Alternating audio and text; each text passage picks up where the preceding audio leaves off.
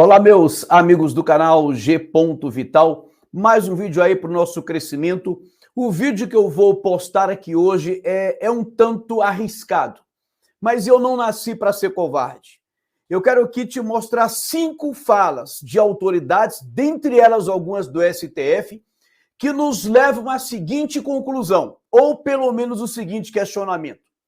Ou essa multidão que está aí na rua protestando, né, pedindo uma intervenção, pedindo socorro, ou essa multidão realmente é antidemocrática e criminosa, ou algumas autoridades, incluindo ministros do STF, erraram feio num passado muito recente. Ou a multidão de fato é criminosa, ou os ministros erraram. Por quê? Olha só, segundo algumas falas que eu vou mostrar aqui para vocês, e peço que vocês fiquem até o final, os ministros deixaram muito claro que naquele governo do presidente, que agora foi diplomado, naquele governo havia uma organização que praticou crimes de ordem gravíssima que estava colocando o Brasil numa rota muito perigosa. Eu vou te mostrar a gravidade das falas de algum ministro que, obviamente, que amparado nisso, essa multidão tem razão para temer, tem razão para protestar, porque diante daquelas falas gravíssimas que nós vamos mostrar aqui, obviamente que não dá para entender como é que esses mesmos ministros hoje apoiam de uma forma tão clara. E aí, eu quero deixar dentro de uma dessas falas, mostrar para vocês que a coisa é muito mais séria do que uma questão de urna, de questionar eleições. Não, vamos deixar aqui algumas coisas que merecem explicação. E claro que nós estamos aqui dispostos a ouvir o lado contrário. Mas é muito sério o que eu vou te mostrar aqui. Peço que você assista esse vídeo, porque vai te dar mais embasamento para você entender, né, de fato, o que para mim é tudo muito suspeito. Diante do que eu vou mostrar aqui, eu não vou interpretar nada. Você vai ouvir e vai ver com seus próprios olhos. Só gostaria antes de pedir, como sempre, a sua colaboração com esse canal. Nos ajude nesse trabalho de pesquisa aqui e de esclarecimento que eu tento, né, ajudar essa sociedade que eu vejo que precisa de fato de muita ajuda e de conhecimento. Outra coisa que eu queria comentar aqui é sobre esse número aqui de WhatsApp que nós criamos para um contato direto entre nós. Salve esse número aqui do canal G. Vital e vamos aí manter o contato. Caso você dê alguma oferta, mande lá um oi para que a gente possa agradecer diretamente. E outra coisa, gente, não deixe de acessar aí, né, a nossa lista, a nossa playlist, tantos vídeos aqui que eu tenho certeza que a cada vídeo vai fazer você entender um pouco mais sobre os bastidores do mundo. Eu quero começar aqui mostrando para vocês uma entrevista do ministro Luiz Roberto Barroso. Eu quero que vocês vejam o que ele está dizendo e, veja bem, ele está se referindo a tudo aquilo que aconteceu justamente no governo do presidente, que hoje foi diplomado. Você vai entender, né, a gravidade do que está acontecendo e por que nós temos, sim, motivos para questionar, e muitos motivos. Então, vamos lá. Preste atenção nas palavras do ministro. Qual é, em retrospectiva e analisando tudo que veio depois, a análise que o senhor faz da Lava Jato? O senhor acha que ela teve esse condão de criminalização da política ou que ela foi mais positiva do que negativa? Não. Olha só, ela está perguntando aqui o seguinte: será que a Lava Jato ela criminalizou os políticos? Foi uma operação que veio só para detonar com a classe política, né? Ou de fato ela teve alguma coisa positiva? Observe bem as palavras do ministro Barroso. Que negativa. Não, eu não acho que ela foi criminalização da política, não. O que aconteceu na Petrobras foi crime mesmo. Não foi política. O que aconteceu na Eletrobras foi crime mesmo. O que aconteceu na Caixa Econômica Federal foi crime mesmo. O que aconteceu no crédito consignado foi crime mesmo. O que aconteceu nos fundos de pensão foi crime mesmo. Observou quantas áreas ele citou aqui? Ainda faltaram algumas. Eu editei o vídeo, coloquei esses textos para facilitar. Mas veja bem, quantas áreas foram praticadas crimes naquele tempo ali do presidente que agora foi diplomado? Palavras de um ministro do STF. Portanto, a gente não deve criminalizar a política nem politizar o crime. Desvio de dinheiro, de gerente devolvendo 150, 180 milhões. Aqui ele fala de milhões. Eu coloquei bilhões aqui no texto porque o total que foi de dinheiro que foi devolvido, né, que foi fruto dessa Operação Lava Jato, chegou à casa dos bilhões de reais. De reais, não é possível alguém achar isso natural. Isso não é política, isso é bandidagem. Portanto, houve uma quantidade impressionante de coisas erradas. Agora observe, ele está dizendo que houve uma quantidade impressionante, não foi uma coisa que... Porque corrupção sempre existiu e sempre vai existir. Ele está dizendo que houve uma quantidade impressionante de coisas erradas, mostrando a gravidade do que estava acontecendo no Brasil, do mesmo grupo que hoje quer voltar. Entranhadas na estrutura do Estado. A corrupção no Brasil foi uma criminalidade estrutural e institucionalizada e sistêmica.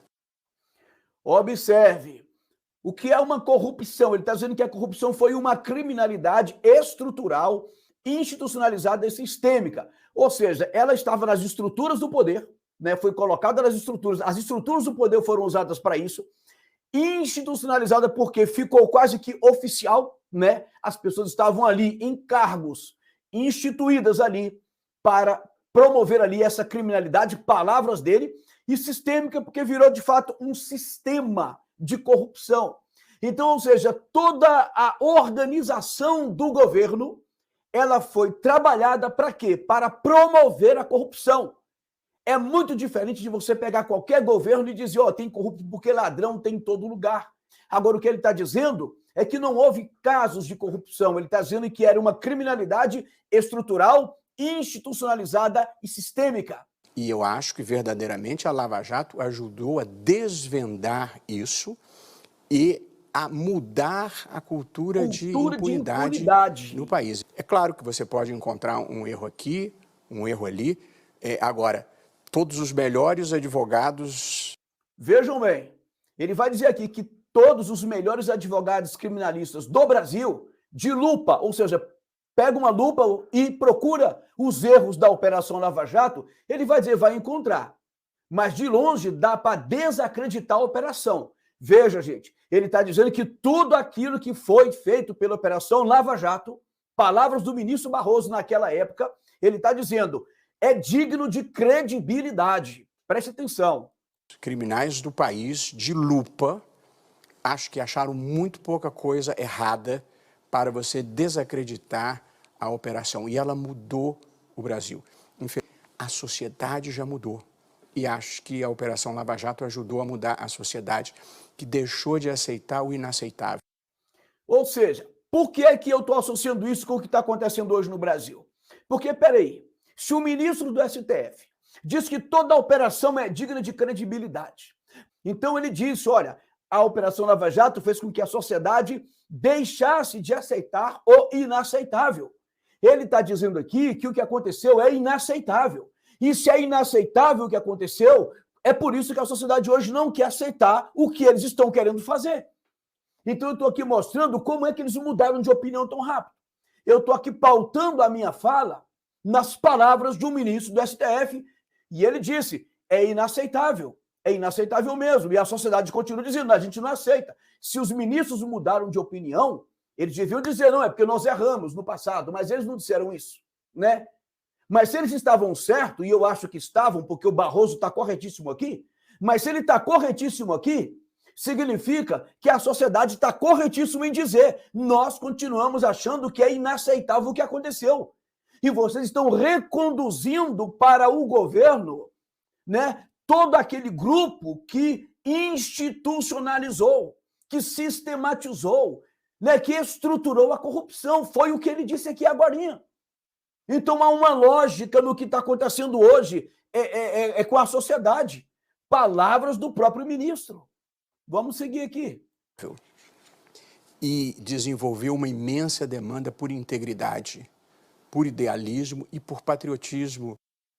Olha que interessante, diante de toda aquela bagunça que está virando o país, de toda aquela corrupção estrutural sistematizada, ele disse que a sociedade desenvolveu uma demanda, ou seja, uma necessidade por integridade, idealismo e patriotismo. É isso que nós estamos vendo hoje nas ruas. É uma sociedade que está idealizando um país, sabe, minimamente honesto diante da gravidade do que estava acontecendo. Aí a sociedade criou uma demanda por patriotismo. É o que estamos vendo isso. Ministro Barroso, o que está acontecendo hoje foi aquilo que o senhor previu aqui nesse discurso, há alguns anos atrás. Então, quem está errado não é a população. Vamos seguir.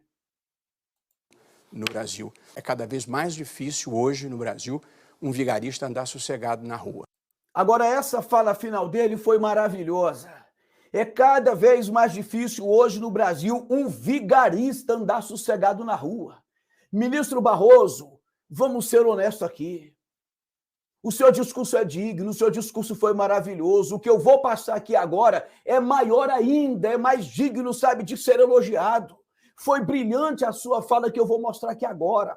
Mas, ministro, veja bem, como é que hoje essa população que está rejeitando os vigaristas, os quais o senhor está se referindo aqui, como que essa população hoje está sendo criticada? É como o senhor disse, esses políticos que participaram, que foram investigados pela Lava Jato, eles têm medo de andar na rua, porque os vigaristas não podem andar porque a população soube identificar, com a ajuda, graças a Deus, do senhor mesmo, do seu discurso, que estava lutando naquela época por um país limpo, pelo menos era o que parecia. O seu discurso foi brilhante, o seu voto ali foi brilhante. Então a sociedade, de fato, ela não quer ver mais vigaristas andando nas ruas, mas infelizmente são os senhores que estão trazendo de volta para as ruas os vigaristas e querendo tirar das ruas a população que não aceita mais vigaristas. É incoerente. Então, ou seja, é absurdo querer dizer que a sociedade hoje é que está errada, que nós é que somos desonestos, que essa multidão é criminosa, que essa multidão é antidemocrática. Porque todo o processo se torna suspeito e eu vou mostrar isso aqui. Não é uma questão de urna apenas. Nós vamos mostrar que a coisa é muito mais grave. Mas parabéns pela sua fala antiga, que disse que é cada vez mais difícil hoje no Brasil um vigarista andar sossegado na rua e continua sendo difícil um vigarista andar sossegado na rua. Mas, infelizmente, o seu colega de tribunal está tirando das ruas aquela multidão que é honesta. E ela é que está sendo chamada de criminosa, enquanto os vigaristas que o senhor se referiu estão retornando ao poder. Eu estou mentindo? Eu estou errado? Não. Todos sabem que eu não estou errado. Vamos aqui ao próximo vídeo, que ainda, para mim, como dizem por aí, é mais bombástico ainda. Vamos lá. Esse vídeo que eu vou passar aqui para vocês agora, aqui que você está vendo aqui, né, é o voto do ministro Barroso em relação àquela questão da prisão em segunda instância. O que acontece para a gente entender? Ele mesmo vai explicar aqui que nesse Brasil existe uma cultura de que quando o réu pode pagar advogado, ele vai dizer isso aqui, então o advogado fica, claro, a lei permite, o advogado vai fazer. O advogado fica entrando com recurso, de forma que os anos se passam e o crime prescreve. Então, quando chega ao final, o crime já prescreveu. Então, o réu simplesmente fica solto porque não houve tempo de ser julgado, condenado, porque ou foi recurso em cima de recurso. E aí ele vai dizer o seguinte, entenda bem isso aqui. Ele não está julgando a questão do Lula lá, as acusações, não. Mas ele vai dizer, indiretamente, vai chegar assim no Lula, porque ele vai dizer que quando uma pessoa é presa, condenada em segunda instância ou segundo grau, que é o termo que ele vai usar, ele vai dizer que em segunda instância é porque já teve tempo e elemento suficiente para provar que houve o fato, o crime, e quem cometeu o crime. E aí você vai entender a incoerência do que aconteceu em relação hoje ao TSE, ao STF, tudo isso. Mas ele começa dizendo que esse país, por causa dessa questão de recurso em cima de recurso, ele vai dizer que há uma seletividade. Né? A justiça parece que seleciona ou só prende o pobre, mas não prende os ricos. Escute aqui. Foi sobre a seletividade do sistema punitivo brasileiro, do sistema penal brasileiro, que tornou muitíssimo mais fácil prender um menino com 100 gramas de maconha do que prender um agente público ou um agente privado que desviou 10, 20, 50 milhões. Esta é a realidade do sistema penal brasileiro. E não consegue prender essas pessoas que desviam por corrupção e outros delitos milhões de dinheiros que matam as pessoas. O desvio mata as pessoas. Gente que morre na fila da saúde. Gente que não recebe educação, gente que morre na estrada que não sofreu a reforma, gente que anda enlatada em transportes públicos de má qualidade, tudo dinheiro desviado pela corrupção, e não se consegue pegar essas pessoas e não vai se conseguir se nós mudarmos isso hoje. Quando ele fala se nós mudarmos, é no seguinte sentido. O STF já havia dito que pode sim prender, deixar uma pessoa presa quando ela é condenada em segunda instância. Então, se mudasse aquilo ali, porque a gente sabe que eles queriam favorecer, a gente sabe disso, quem eles queriam favorecer. Ele vai dizer, se mudar isso, aí que nós não vamos prender mesmo um corrupto, porque vai ser recurso em cima de recurso. Então, ele está lutando para que se mantenha a prisão em segunda instância. E aí é onde começam a entrar as contradições. Porque o presidente, que foi agora diplomado, ele foi condenado, salvo engano, em 4 instâncias, porque 3 a gente tem certeza.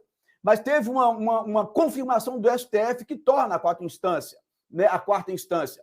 Mas vamos lá. Gerando, não é uma sensação de impunidade. Não é sensação. É impunidade mesmo. É impunidade mais mesmo. de 50% da população carcerária não está presa pelos 2 crimes que afligem a sociedade. Olha só, mais de 50% da população carcerária não está presa pelos 2 crimes que afligem a sociedade. Veja o que ele está dizendo. Tem 2 crimes que ele vai dizer que afligem a sociedade. Quais são? Sociedade brasileira, pelas 2 mazelas que afligem a sociedade brasileira. Violência e corrupção. Por violência, tem um tanto preso por roubo, um número bem menor preso por homicídio e uma quantidade presa por estupro. Por corrupção, não tem nem estatística, dá menos de 1%, dá 0, alguma coisa por cento. Portanto, nós não prendemos os verdadeiros bandidos no Brasil. Gente, guarde essa frase. Portanto, ou seja, ele está concluindo, nós não prendemos os verdadeiros bandidos no Brasil. E aí é onde fica aqui a minha indignação, que eles hipocritamente chamam de discurso de ódio, mas chama-se indignação. É dizer que, ora, se nós temos certeza de que os verdadeiros bandidos não são presos, como é que essa multidão ela está sendo chamada de criminosa? Quer dizer, então, agora que os bandidos são os que estão protestando contra isso? Contra todos os corruptos que estão soltos, vivendo no luxo, usufruindo do dinheiro que é nosso, dos nossos impostos, dinheiro que foi roubado. E nós não podemos nos indignar? Esse mesmo grupo que quer voltar ao poder?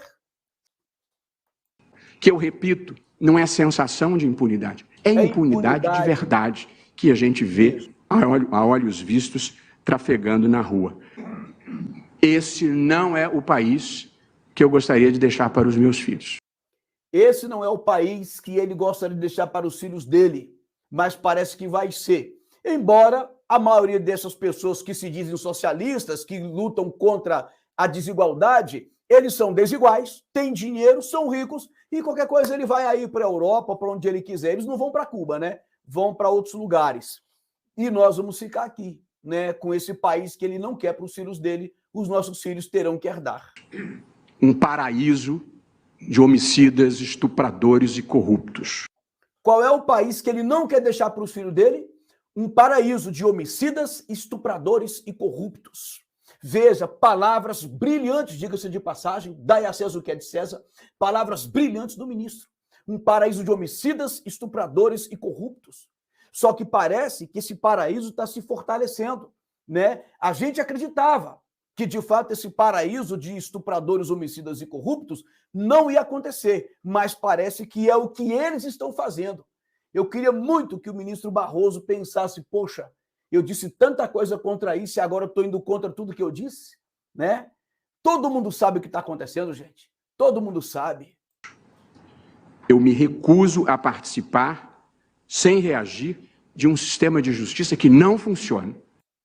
Ministro, o senhor disse que se recusa a participar sem reagir de um sistema de justiça que não funciona. Eu gostaria que o senhor mantivesse essa posição, essa postura e criticasse os seus colegas aí, que parece que estão dando todo o apoio para aqueles que vocês mesmos disseram que estavam transformando esse Brasil, né, num paraíso de corruptos. É que nós criamos um modo de fazer política e de fazer negócios no Brasil baseado nesta impunidade. Esse passou a ser o modo normal de se fazer política e de se fazerem negócios no Brasil. Não há um contrato administrativo relevante que não tenha alguma coisa desse gênero. Olha o que ele diz, não há um contrato relevante, ou seja, importante, né, na esfera pública, que não tenha alguma coisa desse gênero, ou seja, contrato que vai levar a desvio de dinheiro, que mata o restante do Brasil. E quando não é isso, é propina para o financiamento da Caixa ou do BNDES, ou propina para colocar dispositivo em medida provisória, ou CPI para achacar as pessoas. Nós criamos um país de ricos delinquentes. Quando começa a investigação, eu acho que o princípio... Agora aqui, esse é o ponto-chave. Entenda. Porque ele vai argumentar aqui por que é que uma pessoa pode sim ficar presa a partir da condenação em segunda instância. Ele vai começar dizendo o seguinte, olha, porque tudo bem, começa com uma acusação, né, mas tem aí depois, em cima disso, tem as investigações, tem inquérito policial, tem a participação do Ministério Público que acompanha tudo, e aí vai ter o direito à defesa, ou seja, todo o processo, mesmo assim a pessoa é condenada. Mas ele recorre. E depois acontece tudo de novo, todo esse processo que ele vai dizer, olha, se ela foi condenada em segunda instância, então nós temos elementos para dizer, olha, o princípio da inocência, né, ele vai perdendo força diante das evidências do crime. E ele vai dizer, em segunda instância, já temos prova suficiente de que houve o fato e quem cometeu o fato. Aí eu queria lembrar uma coisa, e aí que entra a incoerência. O presidente que foi diplomado, ele foi condenado em 3 instâncias e confirmado pelo STF. E aí eu pergunto, então, a indignação do povo que está hoje na rua é justamente porque simplesmente tiraram tudo. Não é que foi inocentado, tiraram tudo. E aí quer que o povo aceite numa boa, é o povo que é criminoso? Eu estou me amparando aqui nas palavras do ministro.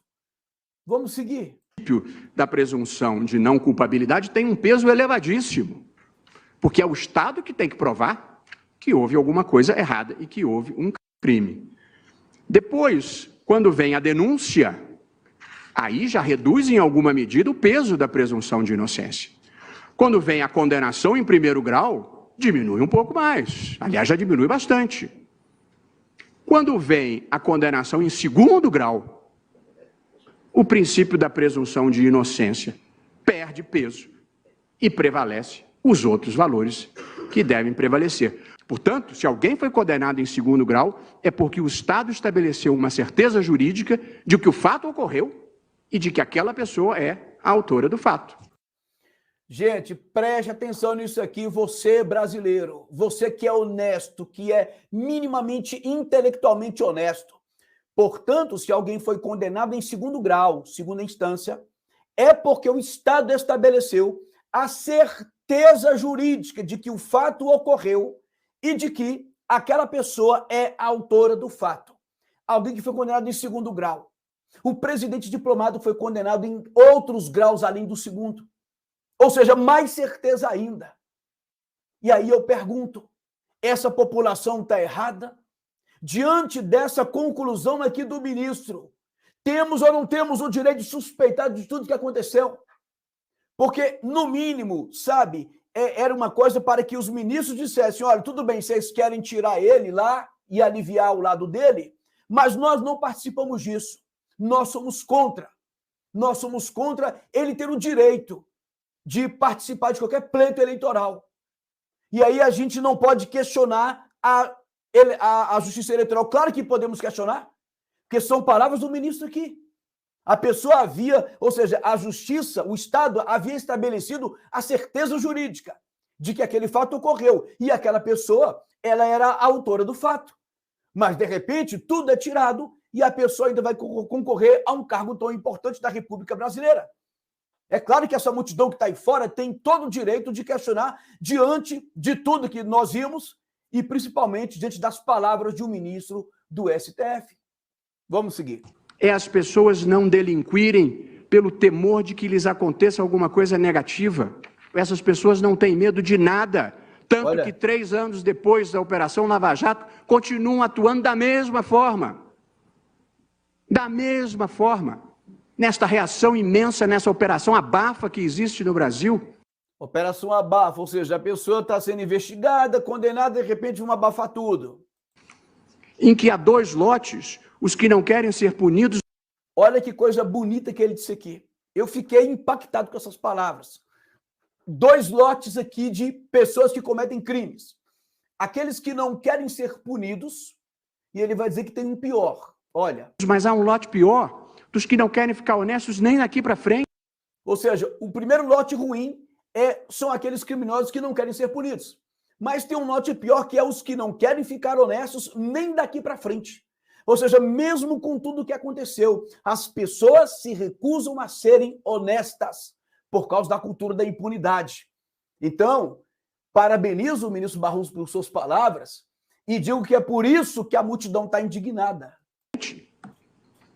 E, portanto, apesar das mudanças, apesar da sociedade brasileira mobilizada, essas pessoas ainda não se deram conta de que a gente precisa de um outro país e que a gente está vivendo um momento de refundação e que nós vamos frustrar a sociedade brasileira se nós dissermos que o modelo antigo é que era bom. Ministro, entenda uma coisa. Se o senhor acreditava que seria frustrante para uma sociedade ver a prisão em segunda instância derrubada, imaginam que é então tirar uma pessoa da cadeia simplesmente por uma canetada de alguém. Então, o que dirá quando a pessoa já foi condenada em todas as instâncias e foi simplesmente tirada da prisão? Não foi inocentada, simplesmente, não era um juiz competente. Então, tudo o que aconteceu, esquece e vamos começar do zero. E a pessoa ainda concorre a uma eleição presidencial. Ministro, imagina então o tamanho da frustração, porque a coisa é muito pior do que derrubar uma prisão em segunda instância. O senhor é inteligente, ministro, o suficiente para entender e dizer, não, eu estou certo. Eu aqui, Gleidson G. Vital, está certo. Estou certo porque é o senhor que disse que seria frustrante. Agora, como não se frustrar diante de uma decisão pior ainda? Vamos lá. Ninguém interpreta a Constituição, e muito menos o direito penal, para atender clamor público. Ouça o que ele vai dizer. Ele está dizendo, olha, ninguém interpreta a Constituição atendendo o clamor público. Claro, porque às vezes a população pode estar errada. Mas veja o que ele vai dizer. Porém... E nisso estamos todos de acordo. Mas uma interpretação que produz consequências absurdas e frustra os sentimentos mínimos de justiça da sociedade não pode ser a interpretação adequada do texto constitucional. Olha que frase brilhante! Uma interpretação que produz consequências absurdas e frustra os sentimentos mínimos de justiça da sociedade. Não pode ser a interpretação adequada do texto constitucional. Ele acabou de falar aqui que se derrubasse a prisão em segunda instância, iria frustrar o sentimento da sociedade. Imagina o que aconteceu, que foi muito pior. Mas aí aqui ele vai dizer, uma interpretação que produz consequências absurdas foi o que aconteceu. A interpretação do ministro Fachin, sabe, que simplesmente foi pior do que tirar uma prisão em segunda instância, retirar um réu que estava condenado em mais instâncias ainda. Ele está dizendo isso frustra os sentimentos mínimos de justiça, porque nós não precisamos ser ministros do STF, não precisamos ser grandes intérpretes do direito penal brasileiro para entender que há coisas que minimamente a gente entende como justo e injusto. E tudo o que aconteceu a gente sabe que foi injusto, que não foi correto. Não foi correto. E aí, como, diante de consequências absurdas, de decisões absurdas, a gente não questionar, não suspeitar, não duvidar? O senhor ministro estava corretíssimo quando disse isso aqui. Mas o problema é que as suas palavras hoje se voltam contra os senhores, porque o senhor estava correto. Eu pergunto, o senhor mudou de ideia? O senhor mudou de ideia? Porque eu entendo o que eu estou dizendo. Se derrubar uma prisão em segunda instância, frustraria uma sociedade. E aqui o senhor diz que produziria consequências absurdas por causa de uma interpretação errada. Imagina o que foi feito, que foi muito pior. Então, ministro, de acordo com as suas palavras, que o senhor diz que não, essas interpretações que produzem consequências absurdas, não pode ser a interpretação adequada do texto constitucional. Essas suas palavras aqui é que explicam a revolta do povo hoje, explicam a indignação do povo hoje. O senhor estava certo. E por isso eu digo, a multidão hoje está certa. O povo hoje está certo. Quando não aceita, quando se indigna com tudo que aconteceu. Porque não foi minimamente justo, e nós temos esse sentimento, mesmo sem sermos operadores do direito. Agora aqui uma declaração famosa do ministro Gilmar Mendes, o mesmo que estava sentado naquela foto ali, né, com o presidente diplomado. Porque vamos ver aqui o que foi que esse ministro disse. Lava Jato estragou tudo. Evidente que a Lava Jato não estava nos planos. Por isso que eu disse, não tem mais relevância nenhuma. Porque o plano era perfeito, mas não combinaram com os russos. Isso é que ficou tumultuado. O plano era perfeito, então havia um plano. Palavra de outro ministro do STF à época. A Lava Jato revelou o quê? Eu disse isso. Pelas contas agora do novo orçamento da Petrobras, 6,8 bilhões destinaram-se à propina. Ou seja, em relação à questão da Petrobras, havia um projeto, né, uma corrupção institucionalizada, que estava arrecadando quase 7 bilhões só em propina. E ele está dizendo que havia um plano. Um ministro da Corte Suprema disse que havia um plano. Se um terço disto foi para o partido tem algo em torno de 2 bilhões de reais de caixa. Era fácil disputar a eleição com isso. A campanha da presidente Dilma custou 350 milhões. Por isso que eu disse, eles têm dinheiro para disputar a eleição até 2038. E deixariam os caras minguados para os demais partidos. Era uma forma fácil de se eternizar no poder. Na verdade, o que se instalou no país nesses últimos anos, está sendo revelado na Lava Jato, é um modelo de governança corrupta. Algo que merece um nome claro, de cleptocracia. Agora veja bem, o ministro deixa claro aqui, né, que houve uma arrecadação ali de quase 7 bilhões, um terço foi para o partido, ou seja, o partido tinha 2 bilhões que daria para disputar as eleições até 2038. E ele mesmo está dizendo que se instalou no país uma cleptocracia. Aquele mesmo governo, né, que ele disse que era um governo da cleptocracia, é a junção de duas palavras de origem grega, klepto, né, que vem de roubar, de ladrão, e cracia vem de governo, de poder. Então seria o governo que rouba, é o governo dos ladrões, mais ou menos assim. Então ele chamou de cleptocracia. Ele chamou de cleptocracia. E hoje está apoiando os cleptocratas. Aí você acha que é o povo que está errado? É o povo que não entendeu? É o povo que está enganado? Não, não é. Vamos seguir aqui. Isso que se instalou. Isso é evidente. Veja o que fizeram com a Petrobras. Veja o valor da Petrobras hoje. Por isso que se defende, eu falei isso, por isso que se defende com tanta força as estatais. Não é por conta de dizer que as estatais pertencem ao povo brasileiro, porque pertencem a eles. Eles tinham se tornado donos da Petrobras. Esse era o método de governança. Infelizmente, para eles, e felizmente para o Brasil, deu errado. Olha só, infelizmente para os cleptocratas, deu errado, né? Quebraram a cara na época. Mas felizmente para o Brasil, felizmente, ou seja, deu errado, infelizmente, para os ladrões, felizmente para o Brasil. E aí agora eles mudaram de ideia, estão apoiando os cleptocratas, que eles mesmos chamaram de cleptocratas. Não sou eu que criei esse termo, nem fui eu que usei, foi o próprio ministro do STF. Percebe a incoerência? E o povo não percebe isso? O povo não tem o direito de questionar isso? Vamos seguir aqui. Isso revelou, e nós estamos nesse caos por conta desse método de governança corrupta. Método de governança corrupta. Isso tem tudo a ver com aquilo que o ministro Barroso falou no vídeo anterior, né? Que foi uma corrupção, uma criminalidade institucionalizada, sistematizada, estrutural. Então, os dois estão na mesma linha de pensamento. Nós temos hoje, como método de governança, um modelo cleptocrata. Ou seja, nós temos hoje como método de governança um modelo cleptocrata. É o mesmo modelo que está querendo voltar, com apoio inclusive dele. Aqui é mais uma fala do ministro Barroso, brilhante também. E vamos seguir aqui com o vídeo. Eu gostaria de dizer que eu ouvi o áudio. Tem que manter isso aí, viu? Esse áudio foi do Michel Temer em relação àquela questão da JBS.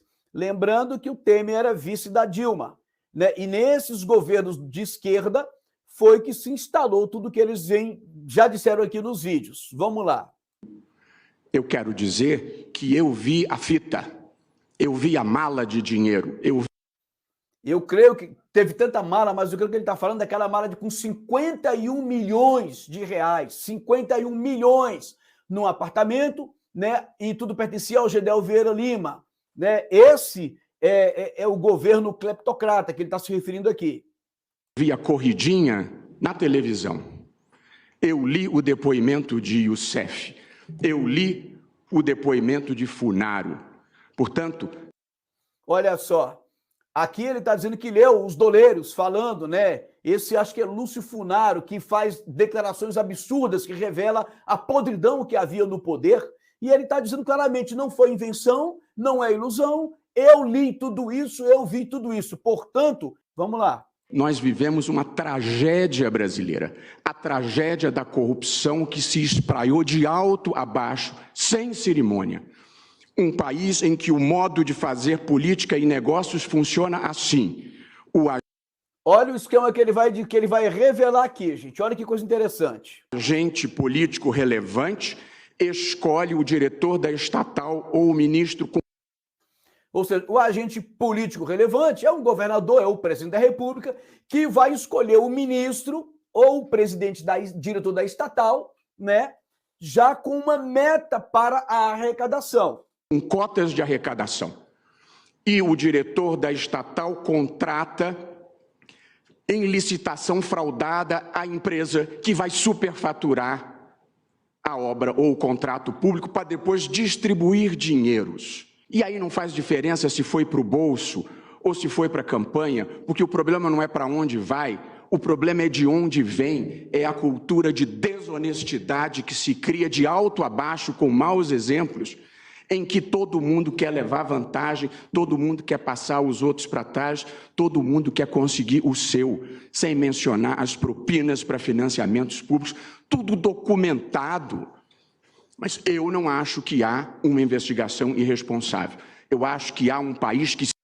De novo, ele se refere a Lava Jato, que não foi uma investigação irresponsável. Naturalizou, não acho que há uma investigação irresponsável. Eu acho que há um país que se perdeu pelo caminho, naturalizou as coisas erradas, e nós temos o dever de enfrentar isso e de fazer um novo país, de ensinar as novas gerações de que vale a pena ser honesto. Isso aqui é outra frase brilhante dele. Há um país que se perdeu pelo caminho, que naturalizou as coisas erradas. E nós temos o dever de enfrentar isso. É o que ele vinha fazendo, de fazer um novo país, de ensinar às novas gerações que vale a pena ser honesto. Mas o que está acontecendo hoje, nós estamos dizendo que não, que vale a pena ser desonesto. É isso que nós estamos ensinando, vale a pena ser desonesto, porque você, além de ser tirado da cadeia, você pode concorrer a altos cargos sem nenhum problema. Vamos lá. Sem punitivismo, sem vingadores mascarados, mas também sem achar que ricos criminosos têm imunidade, porque não têm. Sem achar que ricos criminosos têm imunidade, porque não têm. Será que não tem mesmo? É isso que a gente está concluindo?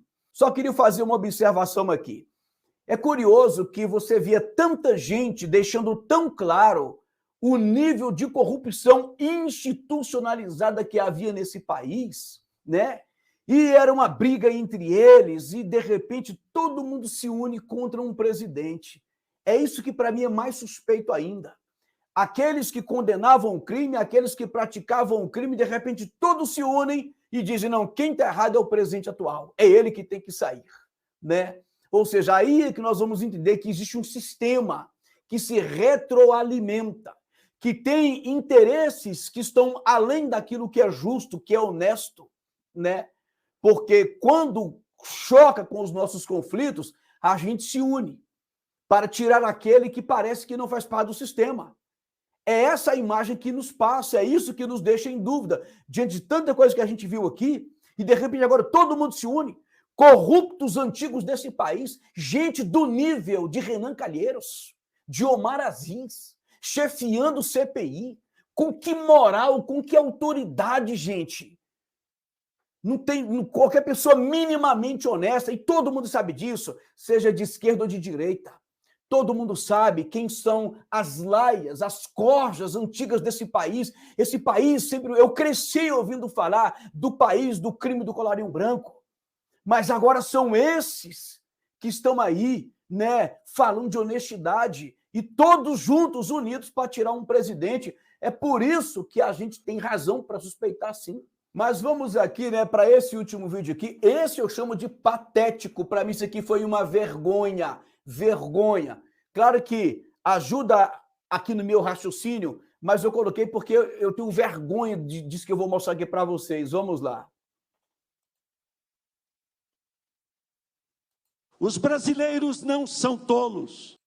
Ou seja, isso aqui é pré-campanha, Geraldo Alckmin, dizendo que os brasileiros não são tolos para aceitar aqueles corruptos de volta no governo, né? Ou seja, naquele tempo, quem não aceitava é porque não era tolo. Eram pessoas sábias. Hoje não, hoje é antidemocrático. Percebe como o discurso muda? Agora, vamos continuar aqui. E estão vacinados contra o modelo lulopetista de confundir para dividir, de iludir para reinar. Mas vejam a audácia. Ou seja, voltar ao poder, aquele grupo, ele disse que é uma audácia. Mas vejam a audácia dessa turma. Depois de ter quebrado o Brasil. Ele afirmou que o grupo que estava no poder, né, o grupo da esquerda, quebrou o Brasil. Lula diz que quer voltar ao poder. Ou seja, meus amigos, ele quer voltar à cena do crime. Gente, a campanha do Alckmin foi marcada, a pré-campanha do Alckmin foi marcada por essa frase. Lula quer voltar à cena do crime. A gente só nunca esperou que o Alckmin fosse voltar com ele. Agora, o que ele vai falar aqui no próximo, o que eu vou te mostrar aqui na sequência, é que eu acho que é vergonhoso. Vergonhoso. Uma pessoa que detona com o seu oponente, que chama de criminoso, que diz que ele quer voltar à cena do crime, depois é o vice. É o vice, não é nem o... Se fosse o contrário, o Lula, vice dele, eu até entenderia, não, mas ele quer ser o vice, o capacho. É por isso que todo mundo sabe o que está por trás disso, né? Mas vamos lá, o mais vergonhoso é isso aqui, ó. E quero dizer a vocês... Aqui já é na campanha, olha só. Que venho somar o meu esforço, pequeno, humilde, mas de coração e entusiasmo em benefício do Brasil. A luta de vocês, a luta sindical, deu ao Brasil o maior líder popular deste... Eu acho que o Lula fica até sem graça, porque sabe que isso é um teatro, mas um teatro dos mais baixos possíveis, né? Vamos lá. Este país, Lula! Lula! Viva Lula! Viva os trabalhadores do Brasil! Sabe por que eu falo que eu tenho vergonha desse vídeo? É porque, gente, eu entendo que alianças são necessárias. Você é político, tá? Às vezes você precisa de um apoio de um candidato, todo mundo sabe disso. Não tem que ser inimigo lá dentro, não. Agora, peraí, você está dizendo que uma pessoa vai voltar à cena do crime. Você está chamando de criminoso, você quebrou o Brasil. Depois está Lula, Lula. Gente, o dia que eu vi isso eu tive vergonha, vergonha. Se eu fosse um filho do Alckmin, se fosse um irmão dele, eu teria vergonha. Vamos ser minimamente coerentes. É possível, sim, trabalhar junto? Claro que é. Em alguns projetos, sim. Agora, peraí, eu estou esculachando a pessoa, mexendo, atacando o caráter da pessoa, a integridade, a honestidade, e depois está viva fulano. Sem palavras para esse nível de político, esse nível de discurso.